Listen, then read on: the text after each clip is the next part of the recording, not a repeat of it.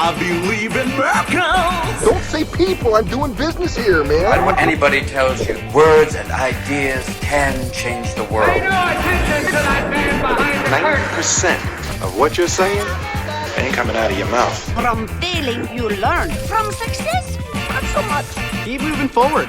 Welcome to the Small Business Miracles Podcast. I'm Jeff Randolph. This small business podcast is brought to you by EAG Advertising and Marketing.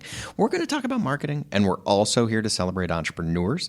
We have marketing news and advice business owners can use to keep moving forward. Plus, a featured interview that's going to hit you right in the feels area. I'm excited to get to that featured entrepreneur interview, but first, let's get some marketing tips going.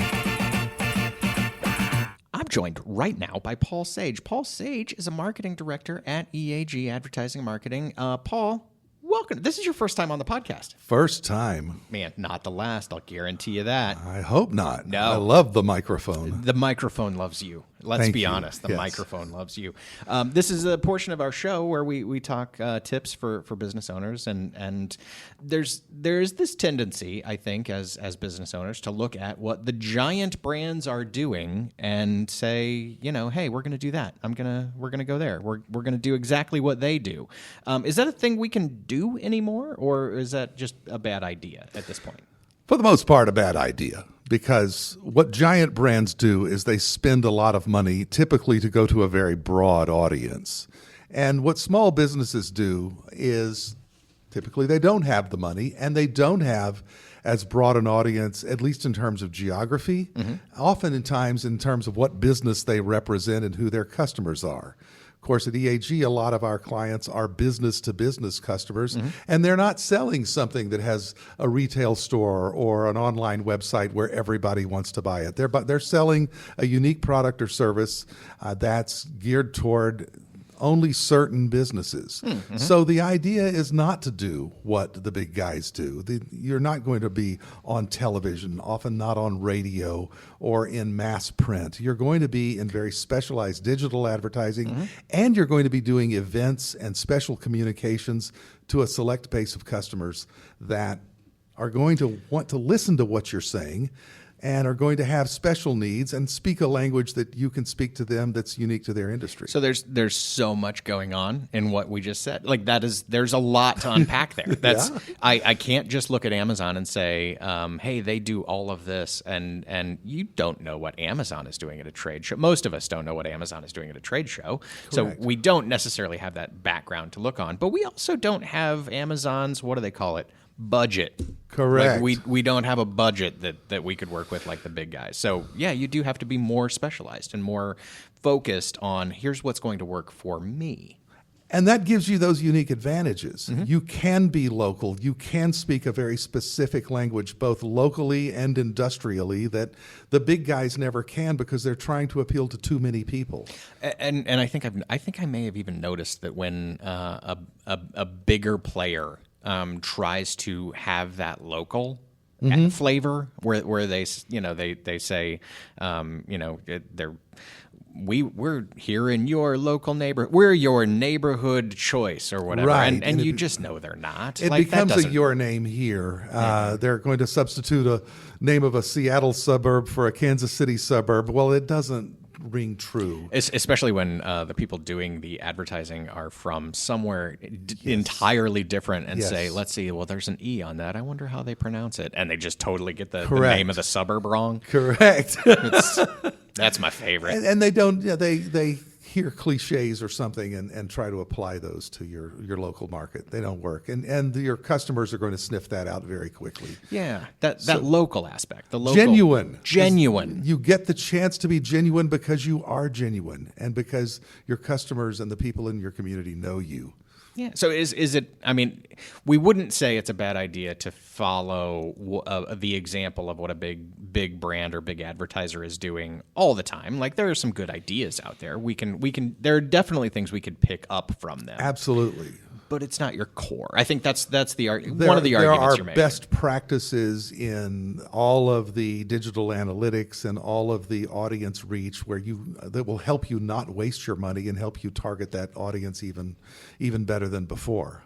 But in terms of the overall approach, you can't do it. You can't run one TV ad. You can't run, which is all your budget might afford you. You can't do the things that they do, but you can, as they used to say in baseball, hit them where they ain't. Because they're never going to be as locally connected or connected to your specific niche audience that a local or smaller business will have. That's absolutely true. That's and because you're the only one who can say that, you really should. That's a very good thing. You can be friendly, you can be yourself, you can be unique, you can have all of those things. Right. Paul, thanks for being with us on the show. You're welcome, Jeff. I will be back again. I hope. You're darn right you will. Thank you. Our featured guest today is Crystal Webster with Sharing Solace. Crystal, welcome. Hi. We're so happy to have you here today. I'm so excited to be here. Man, we got the headphones on, mics set, everything's ready to go. You are the co-founder of Sharing Solace. Just give us an overview of the business. What is Sharing Solace? What do you do? All that. So our mission is to help grievers grieve and lovers love their griever. Oh, there's no end of soundbite there. I love it. We do that a couple different ways, but the way that really pulls at my heartstrings is through technology elevated pass-alongable gifts. Oh, okay. Let's break that down a little bit. Okay, Let's walk through all of the things that means. So that's basically a fancy way to say we make pretty things for sad people. Oh gosh, it's a heavy topic, but it's a very light conversation, and you approach it in a very light way. That's a good thing. I grew up with a family that had lots of ups and downs. And my mom always said, you can either laugh about it or you can cry about it. So why not laugh about it? Let's laugh about it. Let us laugh. Okay, sorry, I took us off of the more about the business. So giftable tokens and say more about that. Okay.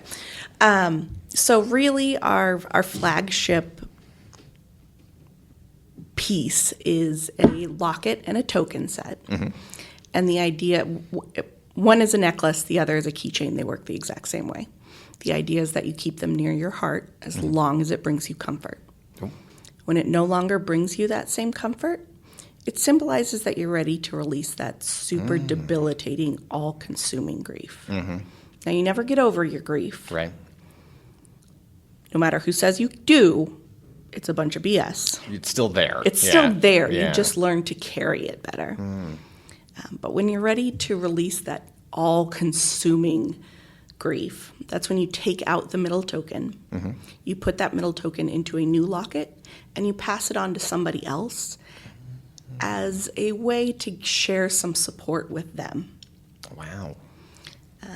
The backside of those middle tokens actually has a unique identifier on it that allows you to register it on our website. Okay. So you can actually follow the middle token as it moves from person to person. Wow. Yeah. That's the power of the network and the power of family and support and friends and caring. That okay. Yes, I see exactly where you're going. That's powerful. How did you get to this? How did this idea come about? How did you get here? My own personal story. 13 years ago, last month, my daughter, Madeline Elizabeth, was born. 8 hours later, she died in my arms. And I was rocked to my core. And I literally lived my life waiting to die for about 5 years. And at one point, I decided I either needed to live or die. And if we're being real honest, I was too chicken to do one. And so I'm sitting here in front of you today. We are all. I think everyone who has a token to pass along is real happy that you did make the choice that you did. Well, today I'm happy about that choice. Yes, that is good. So the tokens on the site. When you're talking to someone that you've helped, what does that like? What have you heard from people that have made this and passed along? The number one thing I hear is, I'm never going to pass this along, to be perfectly honest. They like the idea. They like the concept of, maybe someday I will be in a better position that I will want to pass it on. They like the concept. They like the idea. But they're like, I'm never going to pass it on.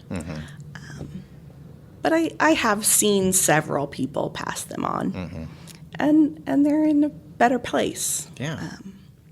And as Sharing Solace, as the company, you get to be there and kind of help everyone else make that happen. So that has to be tremendously rewarding as a company, and born from a place that was great. So you're not just the business owner. You are also a grief, mindset, and resilience speaker, and author, and educator, and mentor. You've done education and training. But when we just met briefly, you said you do that a little bit differently. Walk me through that. Put me in a room with you when you're doing speaking on this, because I assume everybody walks in to that room and you're expecting, you may be expecting one thing. You may be expecting that this is going to be an emotionally heavy moment, but you're doing things a little bit differently. You expect solemn and sad and quiet. I am no stranger to 4-letter words and irreverence. I love to tell jokes. There's actually research that says a dark sense of humor helps with resiliency. Yeah. And so I have a little bit of a dark sense of humor. I kind of always have, but it has come out in the last, say, 13 years.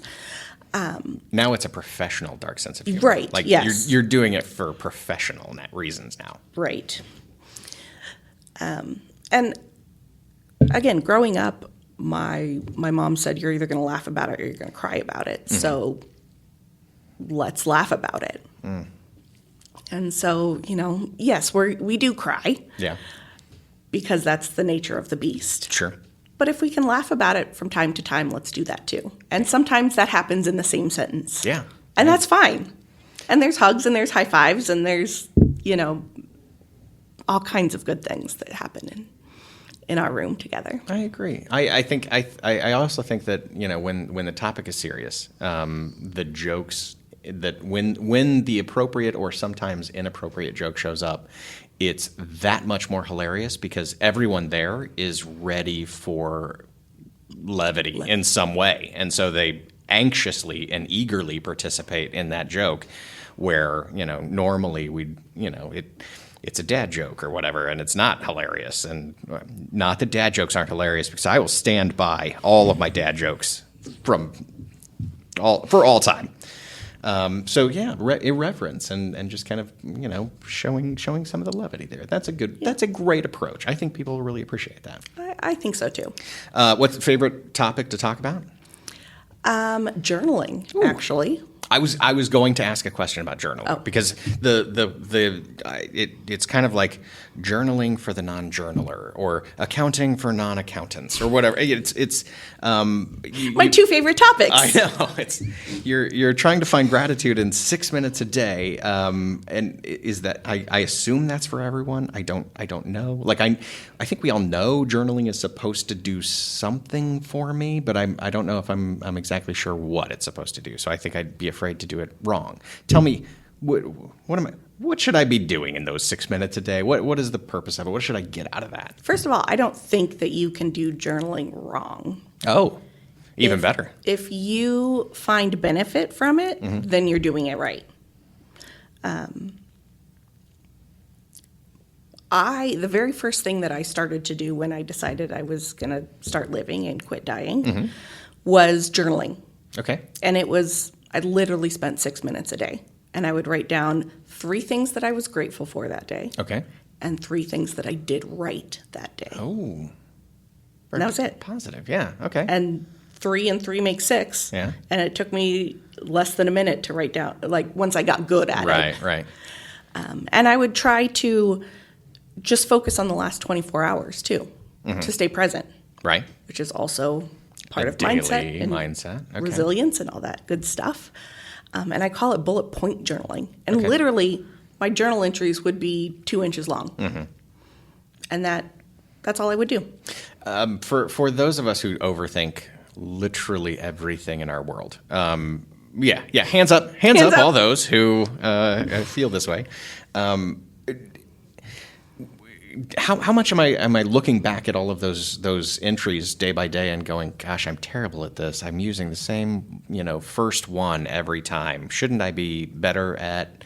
Shouldn't I find more things to be grateful for, or do I not repeat my answers all the time? Well, and that's the luxury and goal of just looking back at the last 24 hours is trying not to repeat yourself.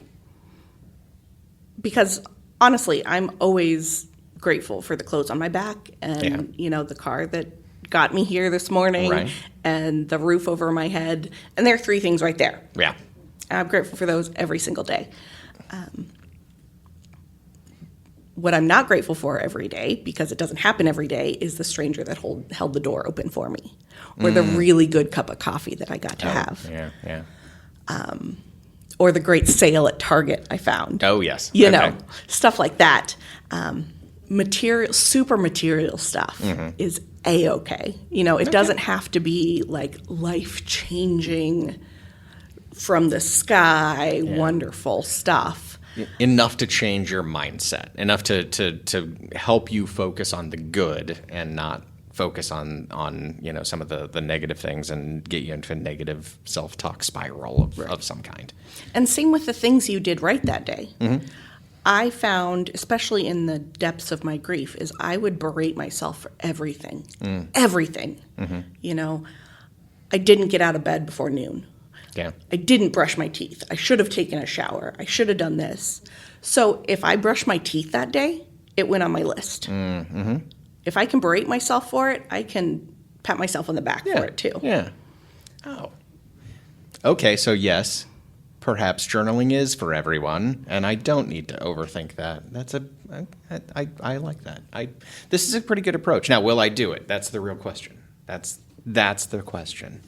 Now that I'm not sure I can help you with. Well, somebody has to help me, otherwise I'm never going to make this happen. Okay, well, I will text you every day. From now on. From now until the end of time. And this is a nighttime ritual, or this is so that you have the whole day to work with, or you're just looking back at 24 hours, any 24-hour period that it fits into your life? So I do it at night because I do it literally right before I go to bed, because then that's what I'm thinking about when I go to bed.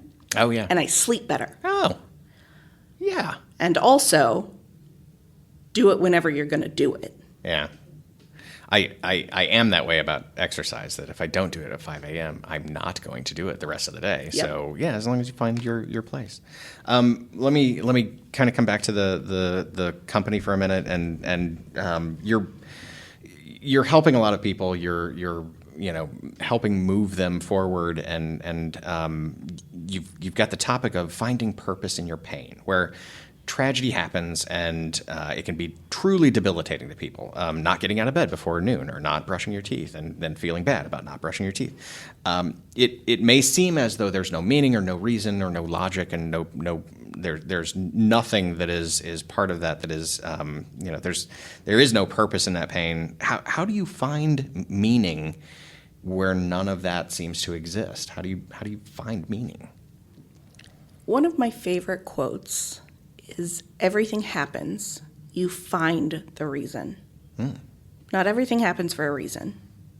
Everything happens, you find the reason. And I've come to that over the last 13 years with Madeline.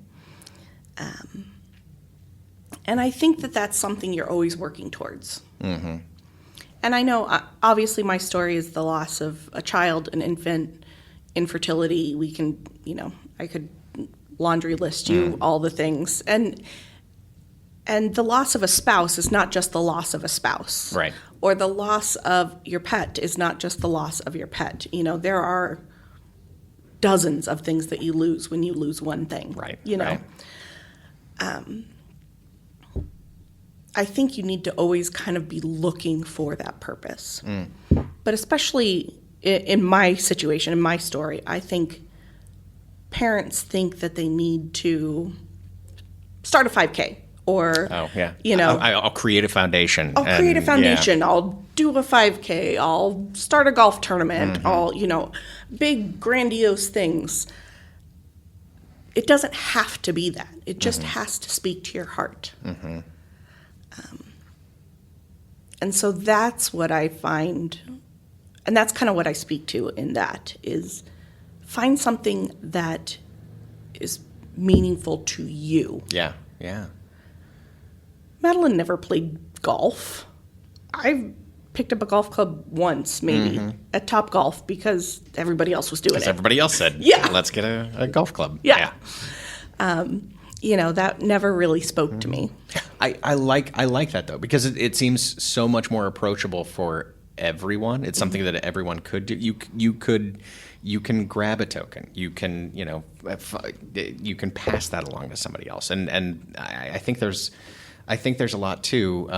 The things that are approachable and everyone can do, like journaling, where you're right. I wouldn't know where to start a foundation or a golf tournament or whatever, other than, you know, well, a lot of people seem to do that.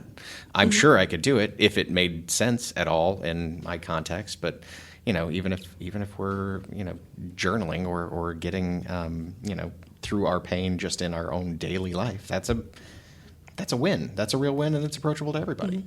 I like it.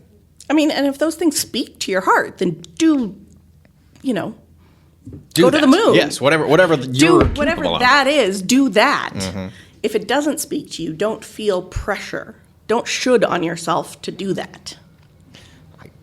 Love it. Love it. It's perfect. You know, I kind of want to transition into the lightning round. You said the word pressure, and the lightning round has so much pressure in it. Because there are no here are the rules for the lightning round. There are no rules. Short sound. Don't speak about lightning No round. one talks about lightning round after the end of lightning round. Short questions. They can be anything. There's no wrong answer. It's just what you're feeling. And I'm going to start it out this way. What is your guilty pleasure? I'm going to belt it out loud in the car song that you're going to sing in the car. You cannot help yourself. You cannot change the station. This is going to be something that you sing out loud. Anything by Stevie Nicks. Ooh, okay. That's a lot of things. There are no deep cuts that you'd be like, no. I don't think so. That's pretty good. Okay, that gives you a lot of things to work with. Stevie Nicks. Stevie Nicks did a song for the Practical Magic soundtrack titled Crystal. One of my favorites. I mean, that just makes sense. Yeah. Thank you, Crystal Webster, with Sharing Solace. Crystal is somehow a song that you like. Fascinating. What's the best piece of advice you've ever gotten? Don't take no for an answer. Ooh. Was this an early piece of advice? This is a late piece of advice. When did that piece of advice come to you? I honestly don't know. Oh, so that my fear would Probably be several times throughout the process. Probably. My fear, my fear is that, like, it's great advice. I think everyone wants that to take root years before it actually did, so that you just don't take no and keep going, keep pushing for things. Ooh, on that same note, Yeah. if you don't ask the question, the answer is no. Oh yeah. If you do, you got a 50-50 shot. Yeah, you miss 100% of the shots you don't take, kind of thing. Yeah. We all have off days. How do you turn yours around? You realize you're having an off day midway through. Maybe it's only by 10 a.m. How do you turn it around?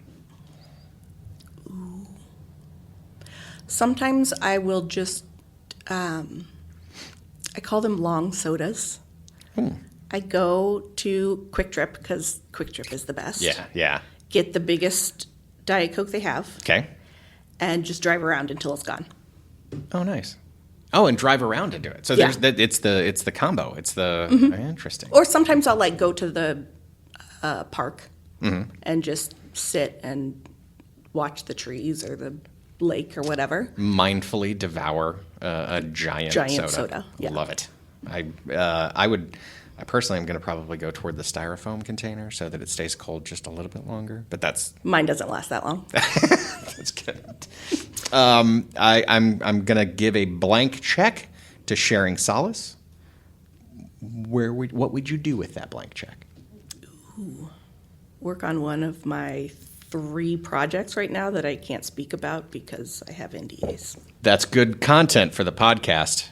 I will leave it at that. I'm gonna say look for more in the future from Sharing Solace. How do you celebrate a big win? Let's say one of those big projects comes to fruition that we can't talk about. How are you going to celebrate that? Let's go to the boats. Ooh, really? Like casino boats? Like yeah. Very excellent choice. Okay. And what's your game? Super cheap blackjack. Okay. Like live at the table or machine? Live at the Perfect. $1, $5 blackjack. Okay. Or penny slots but they have to be like an old TV show or a movie or something that I know and like. Yes. The Munsters or the Monkeys are like my favorite. Okay.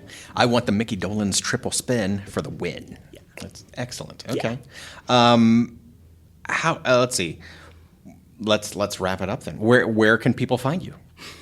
At the boats. At the boat. We're going to the boats now. To the boats. If somebody wanted to get in touch with you, learn more about what you're doing, and definitely go take you up on all of the and help with their own grief and find the tokens and pass those along and see where their token's at in the future. Where can people find you? SharingSolace.com. That's perfect. Crystal Webster, thank you so much for being here with us today. Thank you for having me. This has been great. That is our show. Thanks for listening to the Small Business Miracles podcast. If you heard anything in this week's show that has helped your personal situation or struggles, if it's resonated with you, please know that you're not alone. If Sharing Solace sounds like a way for you to carry your grief, please do check them out at SharingSolace.com. And for the podcast, remember to subscribe, leave us a 5-star rating and review, drop us a line on the website at eagadv.com if you have any thoughts. Until then, we'll be out here helping entrepreneurs with another Small Business Miracle.